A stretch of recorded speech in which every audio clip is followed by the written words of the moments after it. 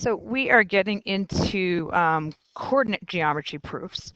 And in order to be able to do coordinate geometry proofs, you need to remember stuff from last year, which is talking about slope, and then new stuff from this year, which is going to be distance and midpoint.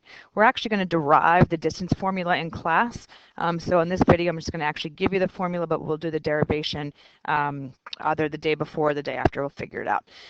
So slope formula. Slope, you know from last year. Slope is the change in the y's over the changes in the x. It's the rise over the run. So whenever you're given 2 points, in order to find the slope, you need to do the change or the difference in your y's over the change or the difference in your x's.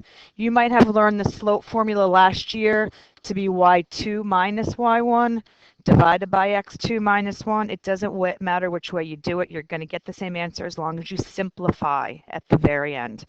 So when you think about slopes, if the slope is positive, the appearance of your line from left to right would be the line rises. If you think about a slope being negative, that negative slope or that negative line falls from left to right. If you remember anything about when slopes have a value of 0, if slopes are 0, your line happens to be horizontal. Why there is no rise, there is a run. And if you think about lines that have slopes that are undefined, those particular lines are vertical, because you can never divide by 0. You can't have 0 on the bottom. So you learned last year that parallel lines would always have the same slopes. They've got different y-intercepts, but they have the same slopes. If lines are perpendicular, if lines are to form right angles, then they've got a relationship with their slopes also, and those slopes happen to be negative reciprocals. So if you see a slope like this, a over b, and then you've got another line that has a slope that's negative b over a, those are negative reciprocals. Those lines would happen to be perpendicular. The distance formula, again, something that we will derive in class as a do now, but the distance formula, which is based off the Pythagorean theorem, happens to be a big radical, in which, again, you're always going to be dealing with 2 points, x1, y1, and x2, y2. Your distance formula is the square root of x1 minus x2 squared plus y1 minus y2 squared. So it's the square root of all of that.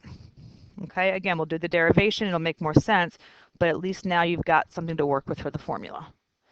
Midpoints. Midpoint, the point smack in the center, the average of the 2 coordinates. So when you're given those 2 points, how do you find averages? You add them up and divide by 2. So the x coordinates, midpoint, is x1 plus x2 divided by 2. The y coordinates, midpoint, is y1 plus y2 divided by 2. All right, so let's do a couple of examples so you should be able to do your homework. So the first one is calculate the slopes of the following sets of points. So the first one, when I do slopes, I tend to always kind of set it up as I'll do a fraction bar with the minus and the minus on top, or each piece. And then if you want, you can always label your points x2, y2, and then you basically dump in the values. So I know that the y's go on top. So I've got 3 and a negative 6 for my y's. I've got a negative 4 and a positive 2 for my x's. When I do the math, this really becomes 9 over negative 6. I always want to simplify my slopes whenever possible. So 9 over negative 6 simplifies to negative 3/2. This would be a line, if I were asked the look of the line, this would be a line that from left to right would be falling. I'm not going to label the points this time, but I am going to set up my problem as minus minus. This time I'm going to dump in 6y1, 6y2, negative 1 x1, positive 2 x2. Do the math, you get 0 over negative 3. Remember, 0 is always allowed to be on top, so my slope happens to be 0. What kinds of lines have slopes that are 0? Those lines are horizontal. You're being asked now to find the length of line segment AB. If possible, express your answer in simplest radical form and as a decimal rounded to the nearest tenth. So in terms of my setup, I know in a big square root, I'm going to be subtracting the x coordinates. I'm going to be squaring them. I'm going to be subtracting the y coordinates and squaring them. Now it's just dumping stuff in. The x's are 3 and -1. The y's are -3 and -7. I should be able to do a lot of this math in my head. Just do it carefully. This becomes 4. 4 squared is 16. This becomes 4. 4 squared is 16. I'm looking at the larger radical of 32. When I simplify that radical, I know it's 16 times 2, or 4 rad 2. The radical stuff we've done already. You need to be quick with those. All I have to do now is put this thing into my calculator. What is this 4 times the radical 2? And my decimal equivalent rounded to the nearest tenth is 5.7. Find the coordinates of the midpoint given these 2 points. Well, to find the coordinates of the midpoints, I basically just need the average of my x's and I need the average of my y's. When I dump stuff in, x's are -3 and 4. Y's are 9 and -7. Again, I should be able to do most of the stuff in my head. -3 plus 4 is 1. The x-coordinate midpoint is 1/2. 9 and -7 is 2. 2 divided by 2 is 1. There's your midpoint, 1/2, comma 1. Yes, you can write a decimal 0.5. Hopefully you're not using your calculator for this.